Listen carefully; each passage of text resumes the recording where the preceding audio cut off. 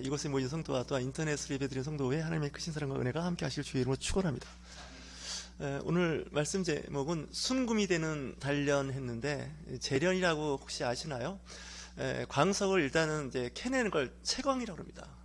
철, 구리, 아연, 금을 캡니다.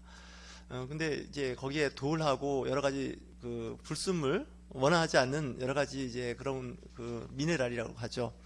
이런 것이 섞여 있기 때문에 이거를 이제 순도 높게 만들어야 쓸 수가 있지 않습니까? 여러분, 귀금속이라고 아실 겁니다. 금속은 금속인데 앞에 귀자가 붙었습니다. 귀하다는 얘기입니다. 이 귀자가 된다는 것은 일반 것과는 구분이 된다는 뜻입니다. 지금은 그런 얘기를 잘 안 쓰는데 귀족이라고 있습니다. 역사 시간에 배우셨나요? 귀족. 지금도 가끔 이제 하는 말 중에 하나가 저 사람은 좀 귀족 같다 이렇게 이야기합니다. 이 귀족이라는 건 뭐냐면 족속은 족속인데 귀한 족속입니다. 그냥 좀 흔하게 그런 사람을 이제 우리는 이제 평민이라고 하면 특별히 좀 그 삶이 좀 고상하고 고귀하고 그러면 이제 귀족이라고 하는데, 이 귀족이라는 말도 원래 좋은 뜻인데 이게 전달을 하다 보니까 이게 나쁜 뜻으로 이게 변질됐죠. 우리 조선시대 때 양반이라는 제도가 있었습니다. 양반이라고 불렀습니다. 양반이라는 뜻은 동반과 서반을 갖춘 사람을 양반이라고 합니다. 문과 무를 겸한 사람입니다. 한쪽만 하면은 이제 반쪽만 있는 거죠. 그래서 이 양쪽을 다 갖춘 사람을 양반이라고 하는 겁니다. 다시 얘기해서 이 양반은 그 당시 그 사대부나 지식인들에게 아주 좋은 의미를 갖고 있어서 그 뭐랄까 듣는 사람으로 하여금 참 좋았던 거죠. 부르는 사람도 좋고 저분 양반이야 이렇게 하지 않습니까? 참 좋다는 얘기예요. 그만큼 이제 시대에서 쓰는 용어 중에서 일반 사람들하고 구분하는 용어들이 있습니다. 이제 우리가 이렇게 좀 듣고 싶은 말 중에 하나가 그분이 참 고상한 성품이다, 고귀하다, 뭐 이렇게 이제 얘기를 듣고 싶은 것이 사실인데, 사실 그러려면 좀 그런 좀 과정이 좀 필요합니다. 이제 구리광산에서 구리를 캐면 막 돌이 있고 여러 가지 잡석들이 막 섞여 있는데 그거를 이제 다 가루를 내기 위해서 깹니다. 깨서 그 용광로 같은 데 넣습니다. 그러면 이제 돌은 돌대로 이제 그 구리는 구리대로 녹아서 이제 그걸 이제 녹는 온도가 있습니다. 금속마다 녹는 온도가 있기 때문에 그 온도에 맞춰서 그것을 계속해서 순도를 높이는 작업을 하는 거죠. 그 과정을 하려면 시간과 에너지가 소요될 수밖에 없습니다. 제가 좀 가운데 이름이 철자가 들어가지 않겠습니까? 사람들이 생각할 때 이 철자가 어떻게 쓸까 궁금한 사람들이 있을 거예요. 우리 교인들은 목사님 가운데 이름이 철자가 들었다 이렇게 생각할 정도일 텐데, 저 철자는 어떤 철자를 쓸까 한번 생각해 본 적 있으신가요? 저는 일찍 철 들었습니다. 태어날 때부터 철이 들었는데 왜 그러냐? 제 이름 속에 철이 들어 있습니다. 그렇죠? 제 이름 속에 철이 들어 있잖아요. 그 철자가 어떤 철자냐면 보통 이름에 쓰는 철자가 밝을 철자를 씁니다. 철학 이런 글자 아시죠? 철학. 이 철자의 그 철학의 철자가 밝을 철자입니다. 그 다음에 이제 그 길할 길자 아십니까? 한자에 선비사자 밑에 입구자를 쓰는데 길시성이 있지 않습니까? 이 길자를 두 개를 나란히 나란히 이렇게 쓰면 쌍길 철자가 됩니다. 길한 일이 두 가지가 있다는 거예요. 그죠? 쌍길. 그러니까 길한 것이 두 개가 있다는 얘기는 좋다는 뜻이에요. 여러분, 그 베개 같은 데나 이불 포에 보면 그 한자가 이렇게 있는 거 보셨나요? 여러분, 혹시 한자 중에서 기쁠 희자 아시나요? 기쁠 희자. 희열을 느낀다. 그 희자가 기쁠 희자입니다. 이 희자를 두 개를 같이 겹쳐 놓으면 얼마나 좋겠습니까? 그래서 벽에 같은데 이렇게 양쪽에 이렇게 문양이 뭐냐면 그게 그 쌍희자입니다. 쌍희자. 기쁠 희자가 두 개가 있다. 쌍희자예요. 우리나라 사람들이 그 복 받는 걸 좋아해서 이 복자도 넣기도 하고, 그 다음에 쌍길 철자를 넣기도 하고, 쌍희자를 넣기도 합니다. 그래서 철자는 보통 쌍길 철자 아니면 밝을 철자를 이름을 넣어서 이제 이름을 짓습니다. 근데 저는 그 이름이 이제 좀 다릅니다. 저는 왜 다르냐면 가운데 철자가 쇠철자를 씁니다. 쇠철자를 쓴다는 얘기는 금속이라는 뜻이에요. 아이런. 쇠철자를 쓰는데 제가 이거에 대해서 굉장히 불만이 많았던 사람입니다. 성장이다. 우리 아버지는 왜 가운데다가 이 복잡한 획순에 그 철자를 넣어가지고 근데 그 이름 한자로 쓰려면 너무 글자 획순이 많아가지고 넣기가 불편한 거예요. 그래서 가끔 제가 그 철자를 약자를 쓴 적이 있었습니다. 이제 전에 일본 가서 좀 죄송합니다. 자랑 좀 하겠습니다. 이 상을 받으면 일본 사람들은 한자를 워낙 우리보다 잘 씁니다. 그래서 항상 그 약자를 썼습니다. 그쪽 사람들이 약자를 잘 쓰니까. 그래서 좀 제가 뭐 여쭤봤어요. 왜 그렇게 했습니까? 했더니 제가 충청도 사람입니다. 충청남도 사람인데 태어나기는 강원도 양양에서 태어났습니다. 하지만 초중고등학교를 이제 충청남도에서 자랐기 때문에 충청도라고 얘기를 하는데 저희 아버님 직장이 대한철강 주식회사를 다니셨습니다. 그 양양 서면에 지금도 이제 있긴 있는데 지금은 폐광입니다. 철이 많이 났습니다. 제가 거기서 태어나니까 작은 아버지가 얘는 이 철광산에서 태어났으니 가운데 철자를 넣으면 좋겠다 해서 철자가 들어간 거예요. 제 의지에는 아무 상관없습니다. 어르신들이 정해서 주민등록을 이렇게 출생신고를 해서 제 이름에는 항상 철자가 들어있는 거예요. 여러분 설교 제가 이렇게 하니까 재밌죠? 그냥 그 성경 말씀하는 것보다 제 개인적인 얘기를 그냥 하겠습니다. 근데 제가 가운데 철자가 들어가서 그런지 이렇게 TV나 다큐멘트 볼 때 이 과학 쪽에 무슨 쇠 같은 거를 재련하는 걸 좀 봅니다. 관심 있게. 그래서 제가 말씀을 드리는 거예요. 보통 이렇게 그 광산에 철을 캘 때는요, 연철이라고 합니다. 연철. 이 연자가 뭐냐면 연하다는 뜻이에요. 쇠가 무르다는 뜻이에요. 반대말은 뭘까요? 강철입니다. 강철. 강하다는 거예요. 근데 땅에서 나오는 건 다 연철 상태에서 우리가 채광을 하면 이걸 어떻게 하느냐? 이걸 깨가지고 용광로에 녹입니다.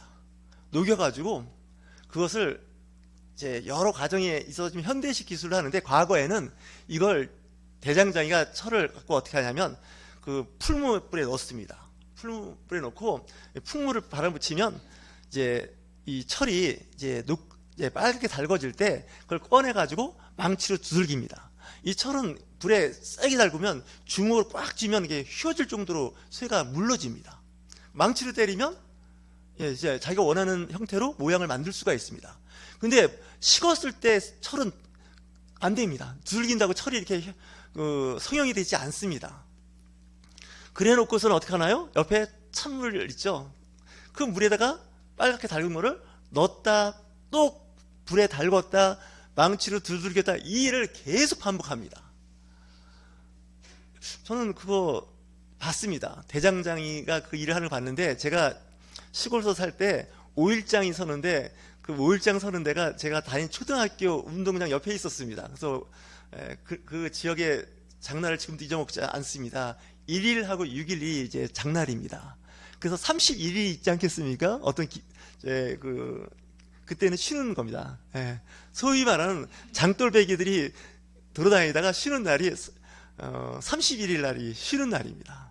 왜냐면 31일 있고 또 1일 있으면 두 번 장을 서야 되는 거니까 그때는 이제 없는 건데 어쨌든 대장장이 하는 걸 이제 늘 봤습니다.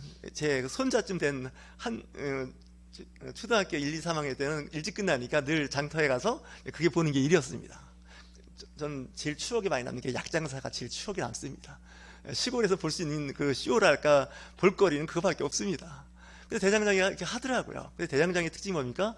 팔뚝이 막 근육이 나오고요. 우퉁은 거의 뭐 그냥 런닝셔츠 하나 입고 그 무거운 망치로 막 때리는 거예요. 땀이 막 나고 또 그 석탄을 쓰니까 막 온몸에 이런 데 검은 그걸 보면서 이런 생각을 해봤어요. 이 쇠가요 처음엔 연철일 때는 이만하지 않습니까? 크기가 주고만하지 않겠습니까? 근데 이거를 계속 당금질하고 망치를 때리면 이게 자꾸 작아집니다. 이 쇠는요 때리면 때릴수록 크기가 자꾸 작아져요. 자꾸 작아지니까 이게 뭘까요? 단단해지고 조직이 치밀해지는 만큼 사이즈는 작아지니까 무게는 그다지 변함이 없습니다. 근데 크기는 작아집니다.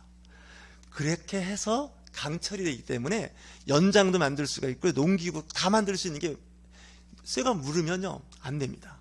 저희 집에도 대장간에서 빌어왔다고 하죠. 이 식칼 같은 거 이런 칼을 좀 써보면 진짜 칼이 닳습니다. 이 대장장이가 망치대장이 보면 가운데가 우묵하게 달기도 하고 늘 숫돌이 갈았으니까. 근데 숫돌이 잘 갈리는 이 칼은요, 이 쇠가 무른 겁니다. 그죠? 잘 안 갈려야 됩니다. 칼은 사실은 안 갈린다는 건 그만큼 쇠가 단단한 거라는 거죠. 근데 철만 그런 게 아니라 귀금속이라고 하는 금이나 은 같은, 백금 같은 그런 그 순도가 높아야만 가격이 납니다. 여러분은 금 아시죠? 24K가 순금입니다. 근데 18K, 14K로 떨어지면 떨어질수록 금의 순도는 점점 떨어집니다. 거기에 뭐 구리가 들어가든 아연이 들어가는 구리의 그 성분, 내지는 뭐 아연의 성분, 이런 것이 들어가면 들어갈수록 금은 그 금빛을 잃고 가격이 싸집니다. 저는 화이트 골드란 말도 들어봤고요, 레드 골드란 말도 들어봤습니다. 아니, 골드는 골드인데 왜 레드, 붉다, 화이트 골드, 왜 하얗다 이런 말을 쓰나 했더니 거기에 어떤 금속을 합금을 만드느냐에 따라서 색깔이 달라지기 때문에 이야기를 하는 겁니다. 근데 오늘 성경 말씀에서 말씀하는 내용입니다. 시편 12편 6절에 여호와의 말씀은 흑도가니에 7번 담금질한, 재련한 은과 같다라고 말씀을 합니다. 사실 은이나 금은 철보다 먼저 발견됐고요, 먼저 활용을 했죠. 왜냐면 금은 약간 낮은 온도에서 녹습니다, 철보다는. 철기 문화도 성경에 나오긴 하는데, 저는 이런 생각을 해봤습니다. 왜 성경은 사람을 은, 금, 순금이라고 얘기하고 순은 이런 말을 할까, 이런 생각을 해봤는데, 우리들의 영적 신앙 상태에 대해서 평가하는 것이 아닐까. 성경은 순금이라는 말도 하고요, 정금이라는 말도 씁니다. 순금이나 정금은 같은 뜻입니다. 99.99, 영어로 49, 9가 4개가 있다 해서 49이라고 합니다. 99.99%의 순은과 순금이라는 거예요. 생각을 해보세요. 98% 금일 수도 있고 99%일 수도 있고 99.99%일 수도 있는데, 순도가 높을수록 금의 가격은 높아질 수밖에 없습니다. 그죠? 재련한다는 그 과정이 다 시간과 에너지가 소모되기 때문에 이거 다 비용으로 나가게 되는 겁니다. 그러니까 한 사람이 정금과 같이, 순금과 같이, 순은처럼 되기 위해서는 그 과정이 필요한 거예요. 어제 개인적으로 좀 제 손자가 태권도 한다고, 일품 한다고 그래서 갔어요. 이 앞에요, 길 건너. 저는 태권도를 안 배웠기 때문에 가서 봤어요.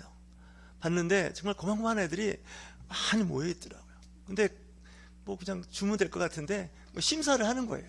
그죠? 예, 두 가정을 이렇게 하는데, 저는 뭐 이제 이렇게 보는데 며느리가 앉았죠. 며느리 되게 초조하게 보더라고요. 왜냐면 여기서 떨어지면 시아버지도 와 있고, 그죠? 뭐 여러 가지 생각이 많았을 거예요. 근데 저는 뭐 이렇게 그런 거 없어요, 사실은. 뭐 저는 그런 시대를 보낸 것 같아요. 마치 무슨 대학 입시 시험 보고 결과 기다리는 수험생이나 부모님처럼 막 떨릴 거예요. 근데 보면 분명히 거기에 떨어지는 사람이 있을 거예요. 다음 기회에 다시 한번 심사 받으시라고. 제가 이렇게 봐도 저 어린이는 이번에는 안 되겠다, 다음에 좀 더 연습하고 훈련하면 되겠다, 이런 생각이 들더라고요. 그죠? 나쁘지 않아요. 그럴 수 있어요. 그죠? 이게 어느 정도의 그 질서적인 그런 어떤 체계적인 교육 과정에서 그것이 수련이 안 되면 이제 안 되는 거잖아요. 그죠? 근데 제가 이런 생각을 해봤어요. 우리 신앙도 그런 거 아닐까. 몇 번의 그 심사 기준이 있는데 하나님이 하시는 거죠. 하나님이 하시는 건데, 사실은 신앙 공동체가 그걸 검증을 해요. 사실은 전 고촌에서 사역할 때 어느 목사님한테 제가 여쭤본 적이 있어요. 우리가 교회 선택하는 거 아닙니까? 그죠? 내가 다닐 교회를 내가 선택하는 겁니다. 여러분도 아마 그래서 교회를 오셨을 겁니다. 내가 교회를 선택해서 온 겁니다. 등 떠밀려서 오신 분도 계시겠지만 어쨌든 오셨어요. 예, 그 다음에는 어떻게 되냐 했더니, 그 다음에는 교회가 그 사람을 선택합니다, 그러더라고요. 맞는 거 인정하시나요? 아멘 하셔야 됩니다. 여러분 나중에 집사 되시고 권사 되시는 거 교회가 결정합니다. 교회 오는 건 내 발로 왔습니다. 하지만 그런 직분이 주어지는 건 신앙 공동체가 검증을 통해서 그 일을 하게 됩니다. 우리가 뭐 대학도 그렇고 고등학교도 진학을 합니다. 내가 원해서 원서 쓰고 들어갑니다. 다닙니다. 근데 나중에 우등상을 받고 우등생이 되고 장학금이 되는 건 누가 결정하나요? 내가 결정하나요? 내가 장학생이 되겠습니다. 내가 우등생이 되겠습니까? 되겠습니까? 아닙니다. 그건 학교가 결정하는 겁니다. 그 자격 기준을 심사해서 그 기준에 되는 겁니다. 직장도 마찬가지입니다. 직장 내가 원서 냈으니까 그 원서 내고 면접을 봐서 채용을 받은 거죠. 내가 직장을 원했던 겁니다. 하지만 승진시키고 연봉 올라가고 이런 거는 누가 한다고요? 회사가 정하는 겁니다. 믿으시나요? 내가 정하시나요? 내가 내 월급 정하고 내가 내 직책 그거 다 하나요? 그렇지 않습니다. 대학에 제가 강사를 지금도 하고 있는데 어느 처음 강사하시는 분이 저한테 전화가 왔어요. 목사님 다음 학기 강의 어떻게 하나요? 그래서 저 모릅니다. 저 강사하기 때문에 다음 학기에 안 불러주면 전 끝입니다. 그죠? 대학의 강사는 6개월. 그래서 지난 정권에 강사가 너무 불리한 것 같다고 해서 한번 채용을 하면 3년까지는 하는 걸로. 그렇게 해서 3년까지 하는 걸로 되어 있는데 어쨌든 뭐 개인 사유든 학교 사유가 있어서 못할 수가 있습니다. 강사는 참 불행한 게 이 방학 때 월급이 없습니다. 전임 교수가 되면 방학 때도 나오겠지만 이 강사는 강사일 때만 나옵니다. 그래서 제가 이거 이제 다음 주가 방학인데 좀 힘들긴 했는데 그 이후부터 강사료가 없어서 이거 어떻게 살아 걱정입니다. 예, 그게 이제 그러니까 어떻게 보면 그 아르바이트 지식인이에요. 아르바이트 지식인. 세상은 다 그래요. 근데 이제 3월 달에 또 시작을 하면 2월 달 한 달 전에 이제 계약을 하겠죠. 그때 얘기가 없으면 끝나는 겁니다. 끝나는 거예요. 그래서 뭐 연락 안 오면 그냥 안 하는 거고 또 연락이 와서 하라고 하면 하는 겁니다. 그런데 이제 평가가 두 가지입니다. 정말 평가도 좋고 그죠? 강의 평가합니다. 요즘엔 강의 평가해서 평가가 좋으면 다음 학기에도 좀 다른 과목이지만 더 해달라고 할 수도 있고 뭐 그렇지 않겠습니까? 근데 강사 한 학기 했는데 뭐 좀 강사로서의 여러 가지 뭐 좀 문제가 있다 그러면 안 부릅니다. 그죠? 또 부르겠습니까? 여러분이 대학의 학사 담당을 맡은 분이라면 그렇게 할 리가 없습니다. 그래서 세상은 늘 이제 그런 과정을 잘 할 수밖에 없습니다. 이 성경도 그 얘기를 해요. 은도 순은처럼 과정을 계속하면서 순도를 높이는 거예요. 금도 마찬가지예요. 믿음도 정금 같은 믿음이라는 표현을 씁니다. 성경에는. 왜 정금 같다 그럴까요? 순금입니다.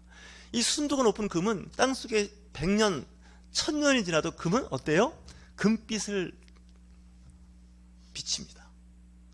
근데 거기에 굴이나 아연이 섞인 금은 시간이 지나면 마치 존벌레가 먹은 것처럼 그 금으로 된 여러 가지 부장품이 있지 않습니까? 그 무덤에서 나오는 거 상태가 안 좋아요. 근데 순은으로 만든 건 정말 상태가 너무너무 좋은 거예요. 근데 순은을 만들려면 어떻게 해요?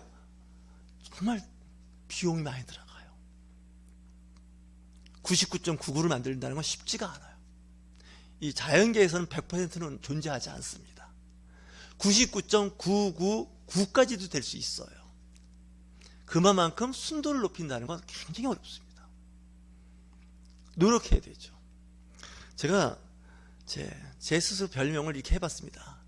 제가 혹시 거미인간이 아닌가? 낙지가 아닐까? 이런 생각을 해봤어요. 이 거미의 특징이 뭐냐면 이 몸통은 뚱뚱합니다. 그죠? 임신하면 좀 배는 뚱뚱한데 다리가 어떻습니까? 가늘죠. 거미 다리 굵은 거 맞습니까? 6개의 다리가 있는데 이 거미 다리는 가늘어요. 근데 몸통은 뚱뚱해요. 그건 뭐냐면 체형이 안 좋다는 거예요. 우리 사람으로 치면 정말 체형이 안 좋은 거예요. 배는 나왔지 팔다리는 가늘다는 거예요. 그건 뭐예요? 운동을 안 한다는 거예요. 제가 가끔 병원에 가서 이제 검진을 받으면 저보고 운동하라고 하는 말을 좀 종종 들었어요. 이게 보니까 가늘는 거예요. 팔도 가늘고 다리도 가늘고. 거미인간처럼 산 거예요. 스파이더맨. 이거 사실 여기거든요. 그래서 어떤 운동을 하면 좋겠습니까? 했더니 좀 아령 좀 해보래요. 아령 좀. 앉아서 이렇게 하면 팔이 근육이 좋을 거라고. 그래갖고 이제 아령을 집에 이제 굴러다니는 걸 찾아봤더니 집에도 2개, 교회에도 하나 갖다 놓은 게 있는데 먼지만 쌓였고 안 돼서 제가 꺼내놨어요, 사실은. 예, 그래서 이제 그 아령을 이제 처음에 10번, 20번, 30번 하니까, 정말 괜찮아요. 제가 사진 찍는 걸 좋아해서 카메라 이렇게 들고 있는데, 어떤 데 팔이 아픈 거예요. 카메라로 사진 찍는데. 이런 생각을 해봤어요. 아니, 카메라 들고 있는 것조차도 팔이 아플 정도면 내가 팔이 얼마나 근육이 없냐. 근육이 다 빠져가지고, 카메라 들고, 이렇게 맞추다 보면 팔이 아파서 이렇게 내렸다가 다시 드는 거예요. 영적으로 또 생각해봤어요. 하나님의 일, 영적인 삶도 이 영적 근육이 약하니, 허대가 약하니 펑펑 쓰러지는 거예요. 지쳐버리는 거예요. 저와 여러분, 영적 근육을 키워봅시다 하고 한번 인사하겠습니다. 영적 근육을 키워봅시다. 예. 이 영적 근육이 있어야 돼요. 어디를 걸어가도 자꾸 쉬어가고 못 걷겠다, 난 더 이상 못 간다, 니들이나 가라. 이게 왜 그런지 아십니까? 다리에 근육이 빠져서 그렇습니다. 못 가는 거예요. 교회 가는 것도 그래요. 영적 근육이 빠지면 교회 못 다녀요. 힘이 없어요. 이런 말이 있죠. 사람이 좀 매가리가 없다.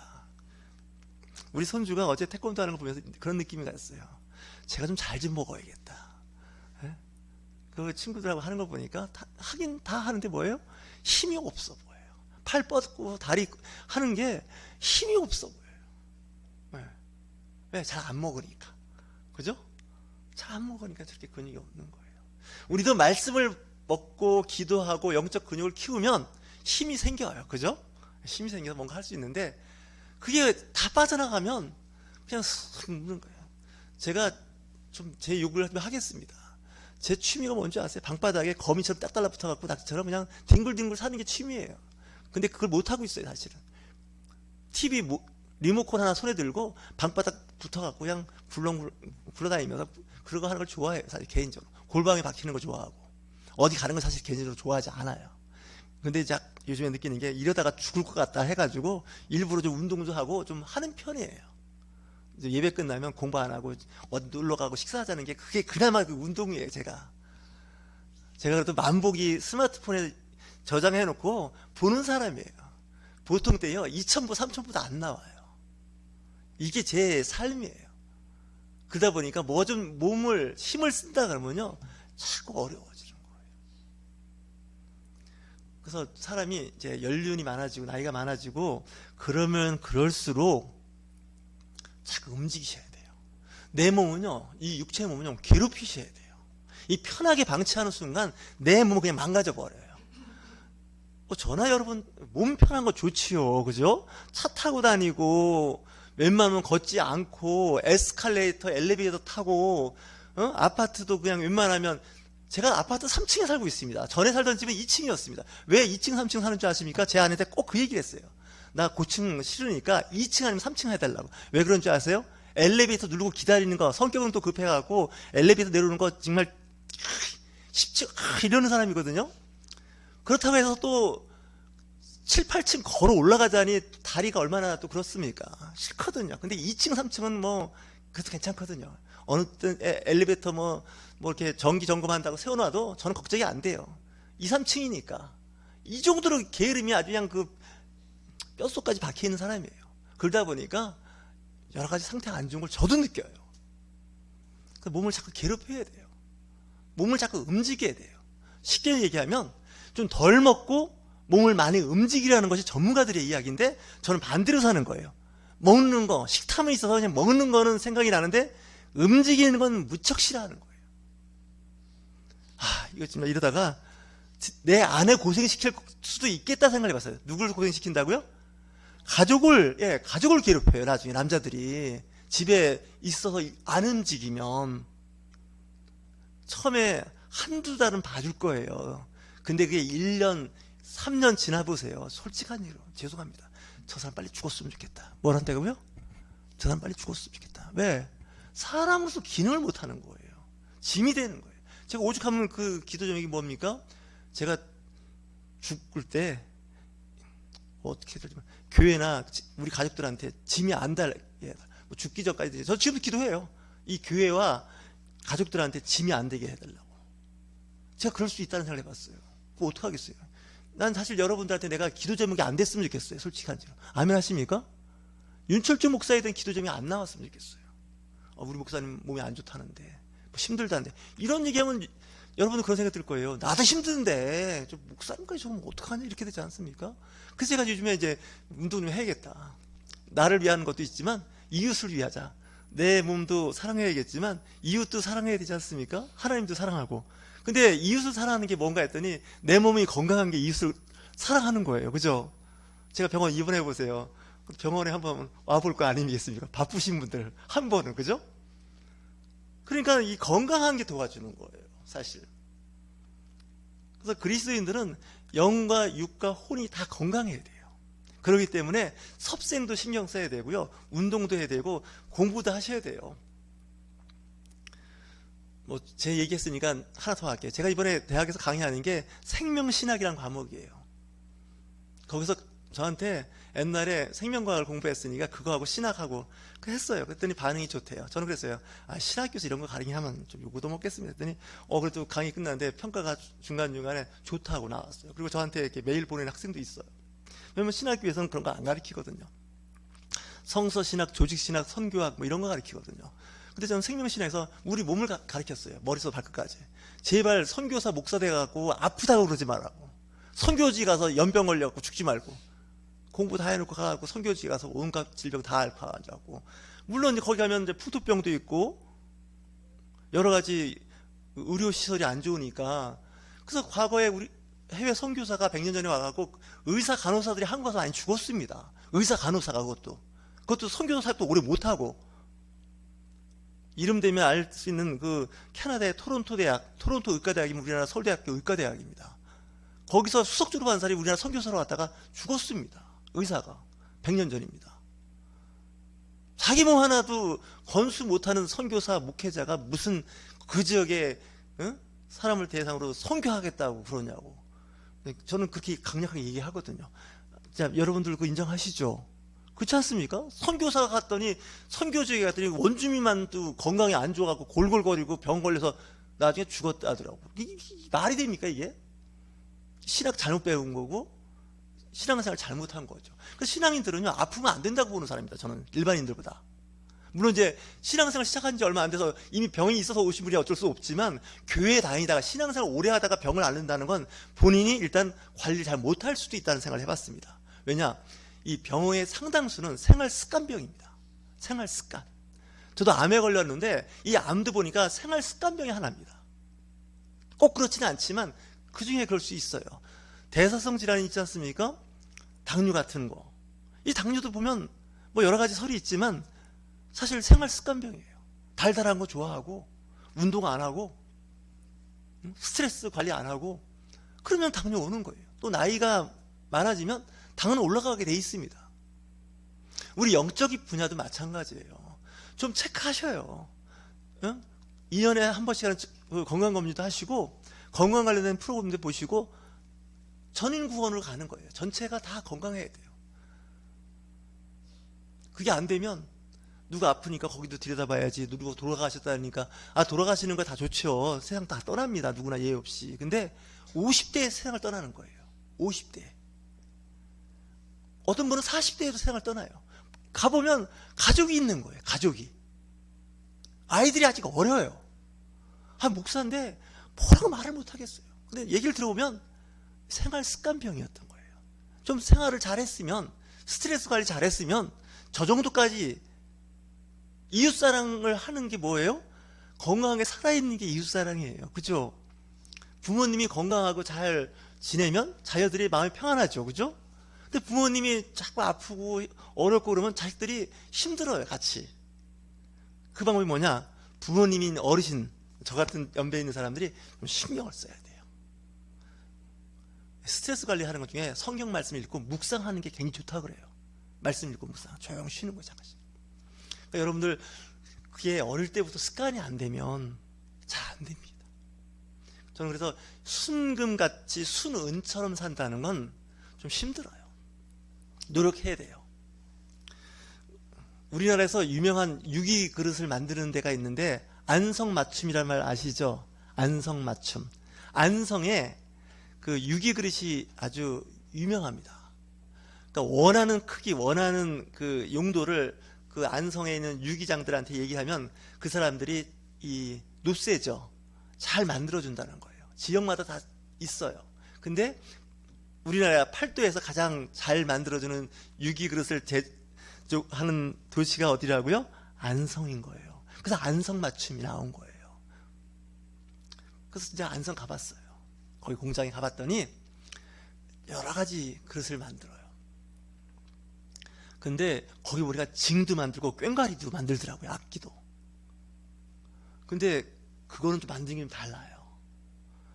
망치로 계속 두들겨서 펴요. 넓게.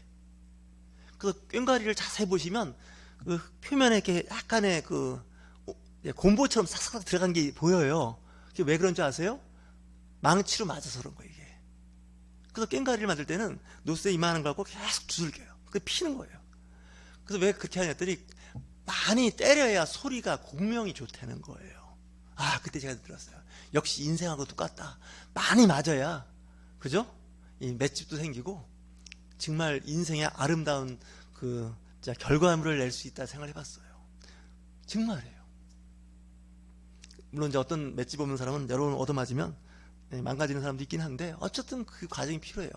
쇠 이것도 연철을 강하게 만드는 건 앞에서 말씀드린 건 똑같아요. 계속 때리고 불에 넣고 이걸 하면 할수록 크기는 점점 작아지는데 강철이 돼요. 강철. 땅속에 있는 철 그냥 캐봐야 강철 아니에요. 우리 영적인 것도 마찬가지예요. 목회자인 저도 마찬가지예요. 세파에 시달리면서 많은 그런 일을 통해서 강하게 돼요. 제가 어제 손자 그 보는 걸 보면서 느꼈어요. 제가 이제 저거 시작하지만 아마 세상 살면서 실패를 많이 볼 거다. 그죠? 되는 것보다 안 되는 게 많습니다. 제가 살아봐서 그래요. 그게 하나의 자기 인생의 여정의 한 과정이에요.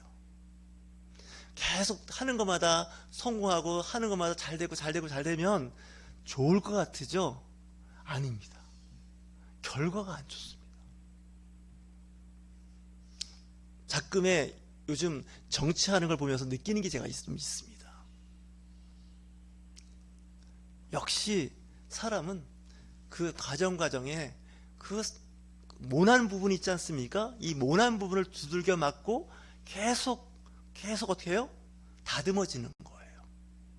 사람들마다 다 모나지 않았습니까? 성격이 세모난 사람도 있고 별난 사람도 있지 않습니까? 별꼴이라는 게 별꼴, 그죠? 별 모양 된 사람도 있어요. 근데 이런 사람의 특징이 뭘까요? 세파에 많이 시달립니다. 그래서 강가 저 하류에 가면 돌들이 어때요? 다 둥글둥글한 돌들이 있죠. 근데 저 상류에 가면 어때요? 뾰족뾰족한 돌이 상류에는 많아요. 그 한강 밑에 우리가 좀 살고 있지 않습니까?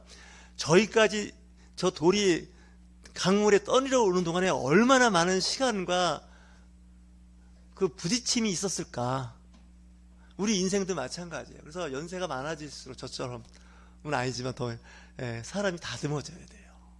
이렇게 어떻게 보면 이렇게 모난 성품이나 성격이 되면 안 돼요.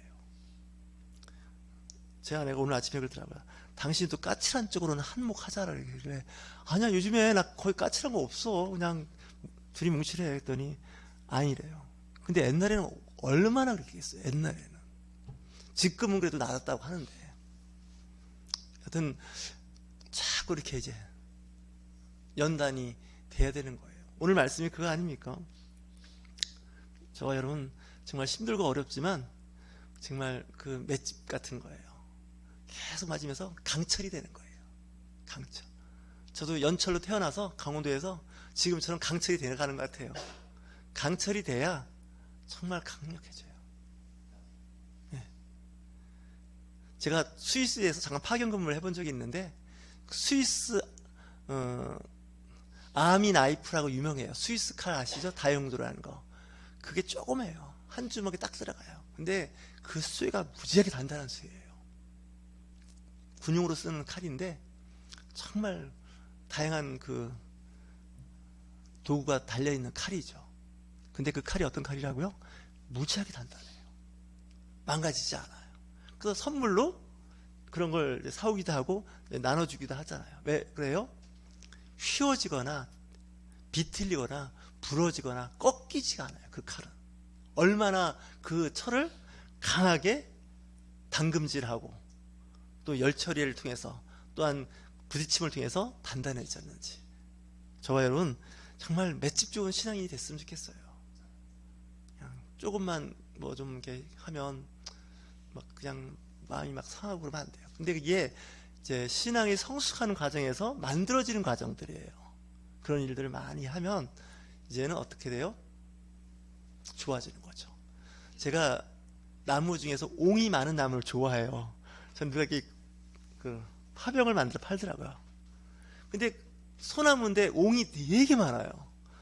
근데 거기서 향이 무지하게 나요. 솔향이. 왜 그런가 했더니 이 옹이가 많다는 건요, 이 나무가 잘 자란 게 아니에요. 그죠? 장가지 나오면서 계속 옹이가 만들어진 거예요. 나무로 치면 상처예요, 이게 다. 그죠? 근데 그 부분이 어때요? 조직이 치밀하고 벌레도 안 먹고 송진이 있으니까. 그리고 집에 갖다 놓으면 향이 이렇게 나요. 그리고 나물도요, 여름에 막 자라는 나물보다 이 겨울에 얼었다 풀렸다 하면서 막 그 잎사귀 누렇게 뜬 그런 나물들이 있죠. 겨울냉이 드셔보셨습니까? 되게 향이 좋습니다. 정말입니다. 섬초라고 부르죠. 섬에 사는 그 채소들 달짝지근합니다. 겨울에 그 채소들은 왜냐고요? 추위에 또 햇빛에 찬바람에 눈에 덮이고 막 이런 과정을 통해서 못 컸어요. 못 컸는데 어때요? 그 안에 영양분이 가득 들어있는 거예요. 안 죽으려고 막 버티는 모습에서 그 약 효과도 있고요, 반찬으로도 좋은 거예요. 저 여러분 이런 과정을 잘 견디셔서 나중에 하나님 앞에 섰을 때 잘했다 칭찬받는 저와 여러분이 되실 주의 이름으로 축원합니다.